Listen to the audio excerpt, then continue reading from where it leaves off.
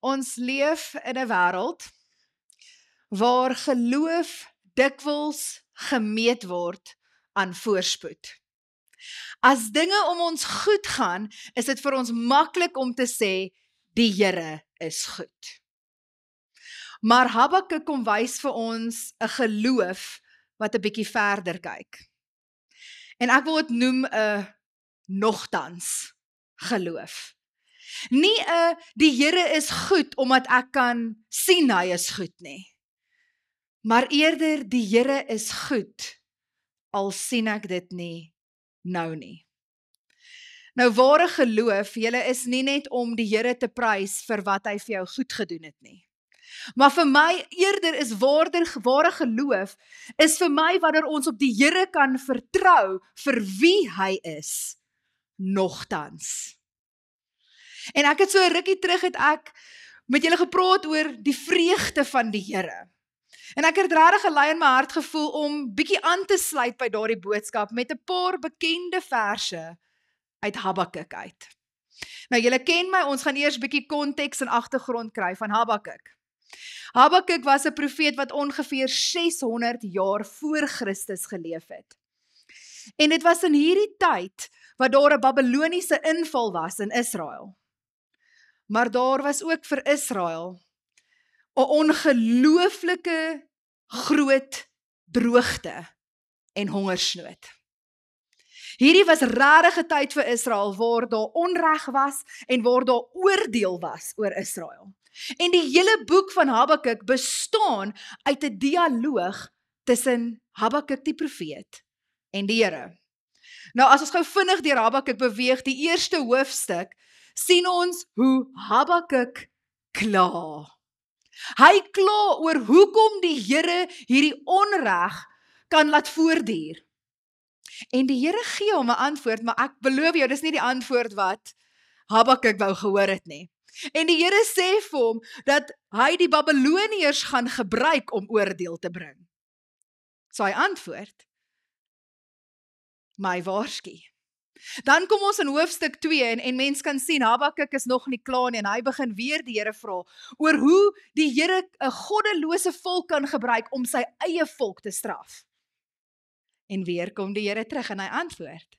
En hy herinner vir Habakuk dat die regverdiges sal volgens hulle geloof lewe. En dan kom ons in hoofstuk 3. En hierdie hoofstuk eindig af met 'n loflied. En hierdie is vir my so ongelooflik kosbaar, want hy eindig af met 'n loflied nie omdat Habakuk al die antwoorde gekry het van die Here wat hy gesoek het nie. Maar hy het sy vrede gevind in God self. En hierdie is vir my so belangrik. Hy het nie vrede gevind in die antwoorde nie. Hy het vrede gevind in God self. En so ons sien Habakuk beweeg van klagtes na vertroue, na aanbidding. En dit is vanuit hierdie konteks waar ons die bekende verse kry in Habakuk 3 vers 17 en 18, waar dit sê, al sou vye bome nie bot nie, en daar geen opbrengs aan die wingerdstokke wees nie, die drag van die olyfbome teleurstel en die landerye niks te ete lewer nie. Klein vee uit die krale verdwyn en geen beeste in die stalle oorwees nie. Nogtans sal ek jubel in die Here, sal ek juig in die God wat my verlos. Nou hierso in vers 17 sien ons die aaklige gevolge van oorlog, gepaard gaande met die erge droogte. Nou ek wil hê julle moet iets hierso sien. Ons sien hierso 'n kombinasie in vers 17 van mensgemaakte rampe as ook natuurrampe. En hierdie is die terugslag en die neerdrukkende omstandighede wat die hele Israel getref het, selfs die vromes. En hierdie is die hartseer realiteit van die wêreld waarin ons nog steeds leef, is die feit dat teëspoed en rampe nog steeds regverdiges tref. Bad things happen to good people, to bad people, to all people. It doesn't just happen to good people or bad people. Nou as ons kyk na hierdie vyeboom wat daar gepraat word in vers 17. Die vyeboom, hy praat van die wingerde en hy praat van die olyfoes. Al hierdie dinge simboliseer die volledige ekonomie en oorlewing van Israel. En ek wil hê jy moet besef volgens wat Habakuk hier beskryf, is dis totale verlies. Want geen vrugte beteken niks om te eet. Geen kleinvee en geen beeste beteken geen voorsiening, geen inkomste nie. Hy beskryf die ergste moontlike scenario hierso. Die instorting van alle sekuriteit. En so in vandag se taal kan ons dit interpreteer en sê, al sou ek my werk verloor. Al sou ek my inkomste verloor, my gesondheid verloor, al sou ek alle aardse sekerheid verloor. Nogtans.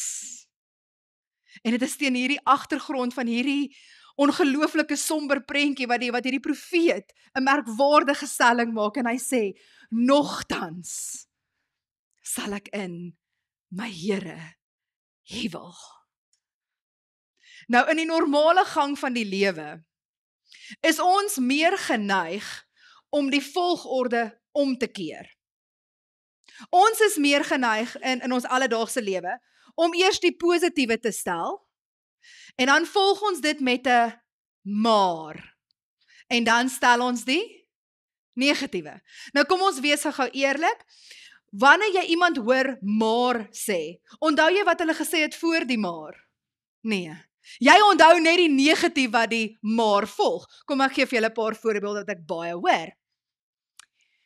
Ek het regtig 'n hardwerkende man of vrou. Maar hy's altyd besig.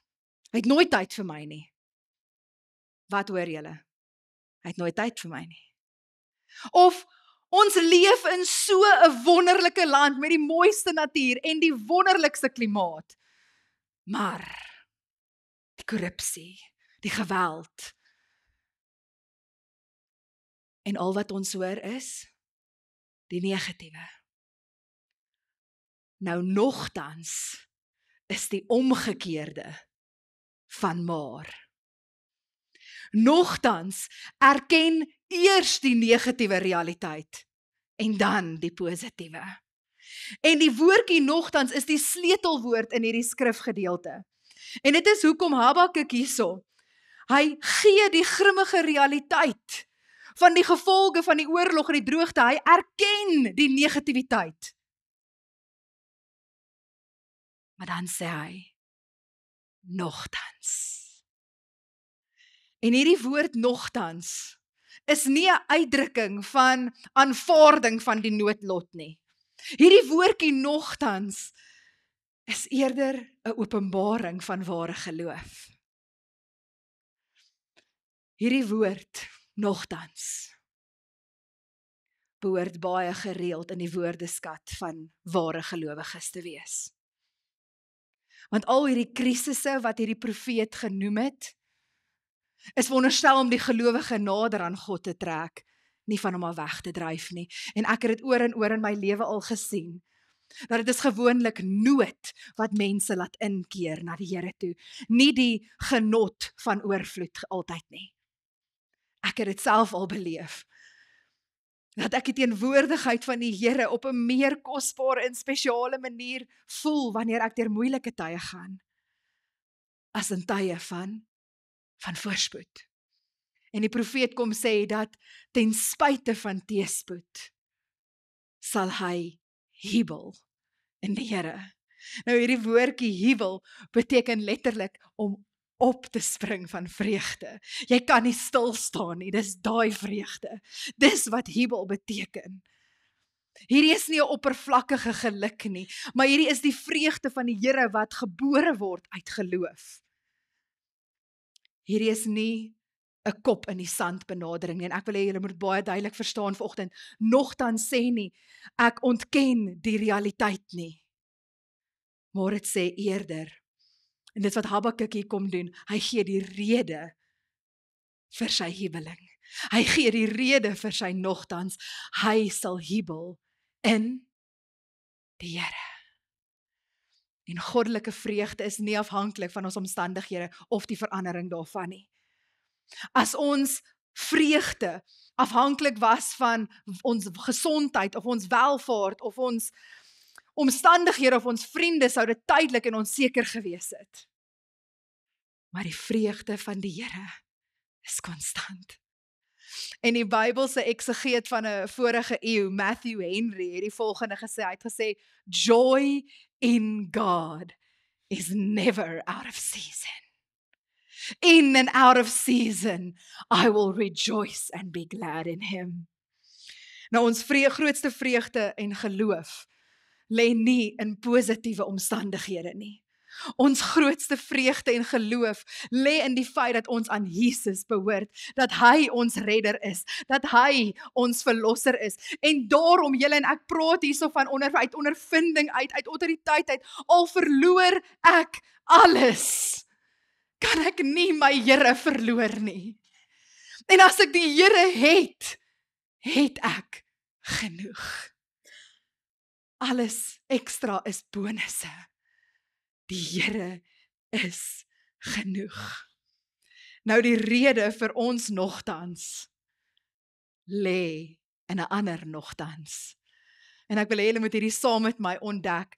Die rede dat ek vanoggend 'n nogtans het, is as gevolg van 'n groter nogtans. En ek wil begin lees vir julle uit Jesaja 53 vers 3 tot 4 en luister mooi hoe hy begin met die negatiewe. Hy sê, en dit praat van Jesus hier, hy is verag, deur mense verlaat, 'n mens van smarte. Hy is bekend met siekte, soos iemand vir wie 'n mens jou gesig verberg. Hy is verag en ons het hom nie geag nie. Nogtans. Ons siektes, hy het dit gedra. En ons smarte, hy het dit op hom gelaai. Hy het die negatiewe beleef, sodat ek nogtans die positiewe kan beleef. En ons sien in Matteus 26 vers 39, waar Jesus in die tuin van Getsemane bid. En ons weet die seer wat hy daar ervaar het, en dit sê, hy het toe 'n entjie verder gegaan, en met sy gesig teen die grond neergeval en gebid, my Vader, as dit moontlik is, laat hierdie beker by my verbygaan.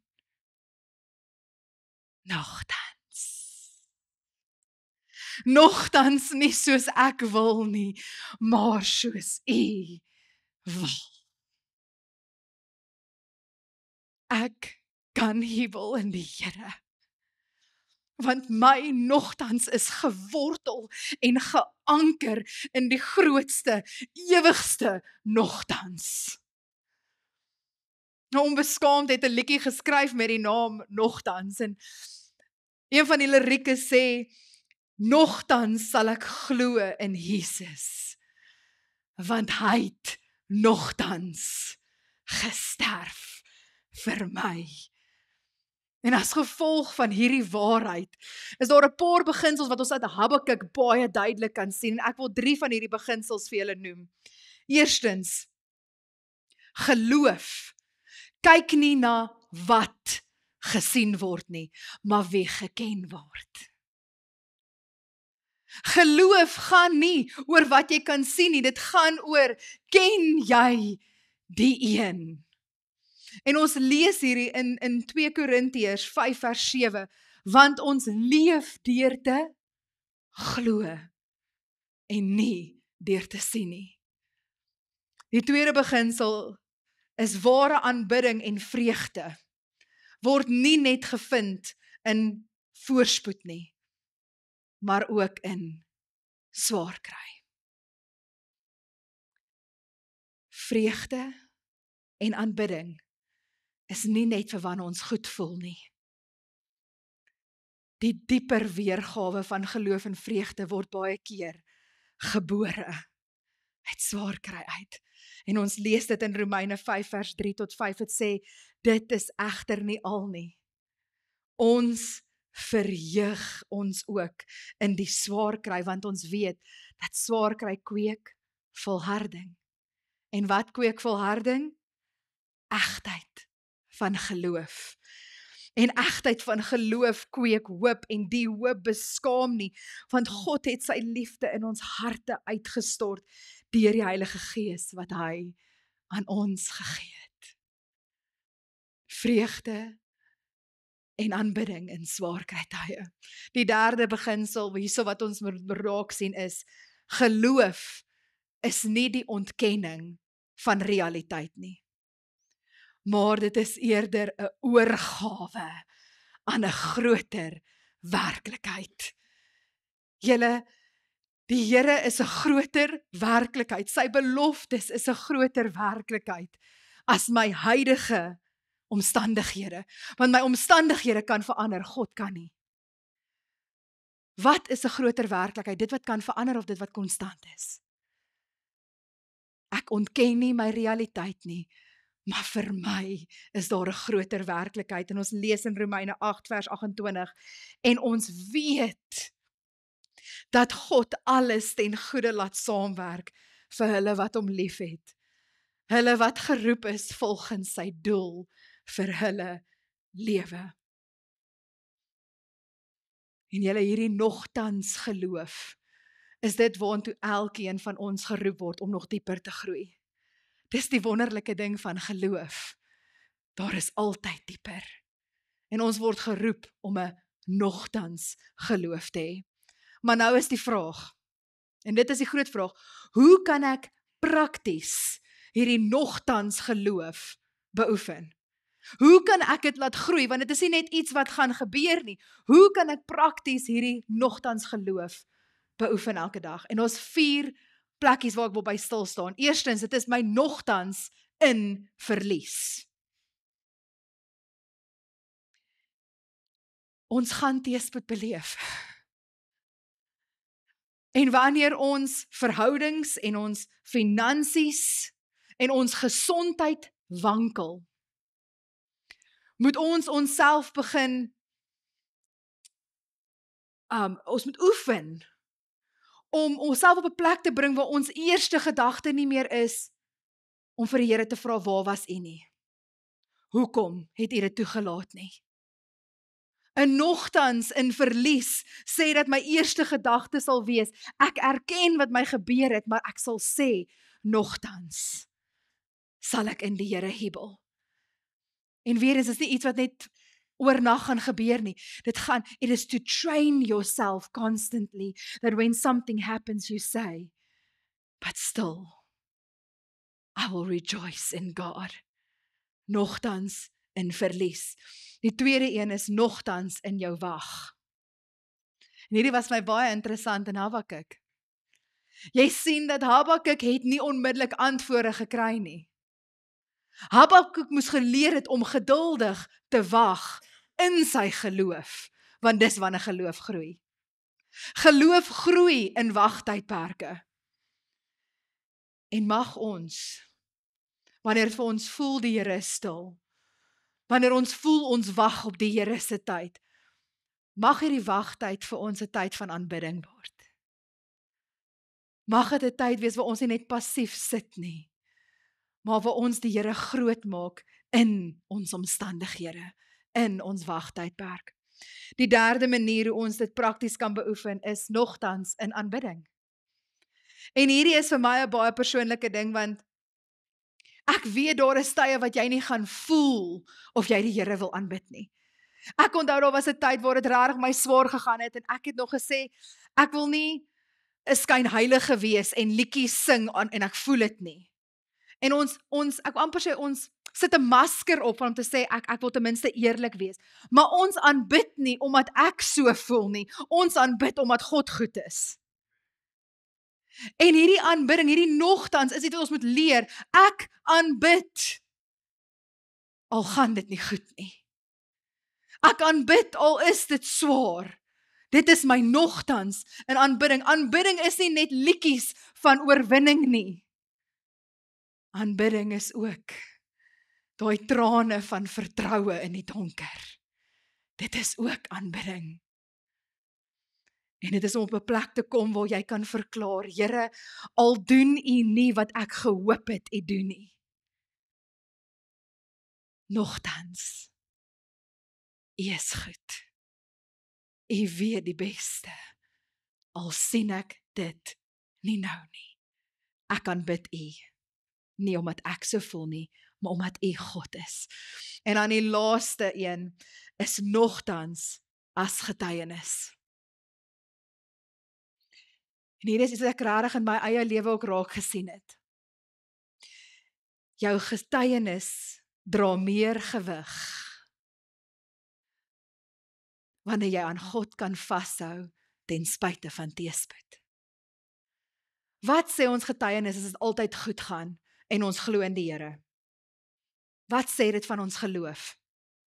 Dit sê dat ons geloof nog nie getoets is nie. Maar as die wêreld ons lewens kan sien en kan sien, ek sien jy rou die dood van hierdie persoon, ek sien jy gaan deur 'n finansiële krisis, ek sien jy gaan deur moeilike tye, maar ek sien jy klou vas aan die Here.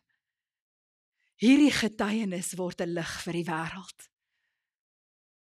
Dit is die nogtans getuienis. En mag dit elkeen van ons getuienis wees. 'n Nogtans getuienis. Nou ons sien dat Habakuk se reis is dieselfde pad wat elke gelowige stap in swaar kry tye. Want ons vra oor God wanneer dinge begin skeefloop. Ons begin altyd met vrees. Ons begin altyd met 'n worsteling, soos Habakuk in hoofstuk 1. En kom ons wees nou maar eerlik, ons kan ook maar lekker kla. Ons begin altyd daar. Maar dan sien ons dat dit baie keer beweeg na 'n wagtydperk, soos wat ons sien in hoofstuk 2. En my gebed is dat ons almal sal deurdruk na hoofstuk 3 toe. Na die hoofstuk 3 waar daar vreugde in die Here gevind word. Want daar is 'n nogtans. Dit is die krag van nogtans. Nogtans maak die verskil. Nie omdat alles goed is nie, but because God is good. All the time. And all the time God is good. Daar was 'n inskripsie gevind teen 'n muur op een van die konsentrasiekampe wat Hitler gestig het. En van julle het dalk al gehoor. En mens kan dink dat hierdie persoon het soos Habakuk gevoel, 'n totale verlies van alles. En hy het die volgende woorde teen die muur geskryf. I believe in the sun, even when it is not shining. I believe in love, even when I feel it not. And I believe in God, even when He is silent. So al sou my vyebome nie bot nie. Al sou ek in finansiële krisis verkeer. Al sou ek baie druk ervaar by die werk. Al sou my gesondheidstoestand vererger. Al sou ek gaan deur die dal van doodskade. Al sou mense my verraai en my seermaak. Al sou dit voel of ek alles verloor. Al sou ek vervolg word omdat ek in God glo, nogtans sal ek jubel in die Here. Sal ek op die een vertrou wat my al klaar verlos het. Julle in nogtans geloof is nie blind nie. Dit sien die donker, maar dit kies die lig. En nogtans geloof is nie naïef nie. Dit ken pyn, maar dit kies lof. En nogtans geloof is nie passief nie. Dit klou vas aan die Here wanneer dit voel of alles om jou val. En my gebed vanoggend is dat hierdie woordjie nogtans 'n een woord geloofsbelydenis sal word vir wanneer jy voel dat alles in jou lewe verkeerd gaan. Nogtans. En ek wil vanoggend vir elkeen bid wat sê, Here, gee my 'n nogtans geloof. Ek wil nie 'n maar geloof hê nie. Ek wil nie 'n geloof hê wat sê die Here is goed, maar ek wil eerder 'n geloof hê wat sê, ek ken pyn, ek ken verlies, maar nogtans kan ek nie die Here verloor nie. Nogtans is hy genoeg vir my. Nogtans sal ek jubel tot die einde toe. Kom ons bid saam.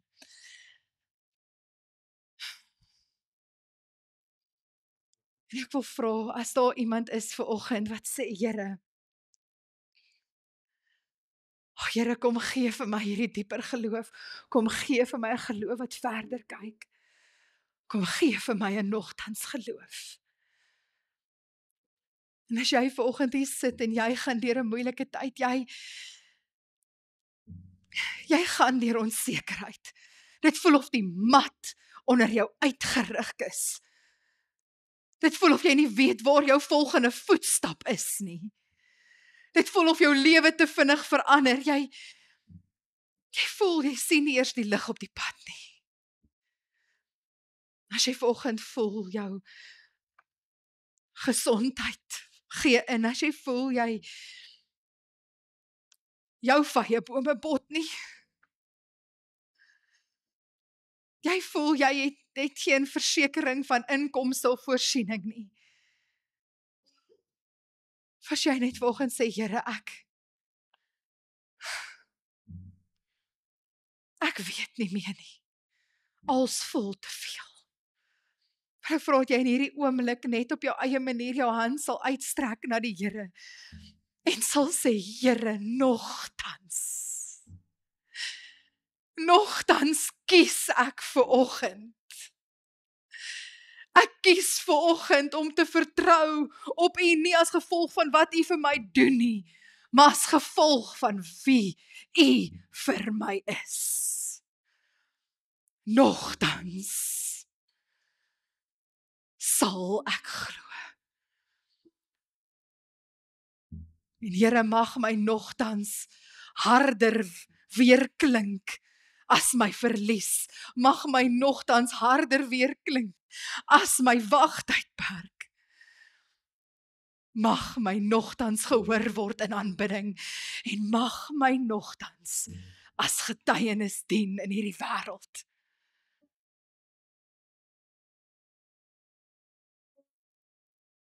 En Jesus, ek wil vanoggend in besonder kom dankie sê vir U nogtans. Dankie dat 'n nee van U eie Vader in die tuin van Getsemane, 'n nee op die gebed wat U gebid het, U daar in die moeilikste worsteling van U lewe gesê het, nogtans nie my wil nie, maar U wil. Dankie dat daar al oorwinning vir my gekom het. Dankie dat my huweling in die Here, dankie dat my nogtans gewortel is in 'n konstante nogtans. Nogtans. Dankie Jesus. Dankie Jesus. Amen.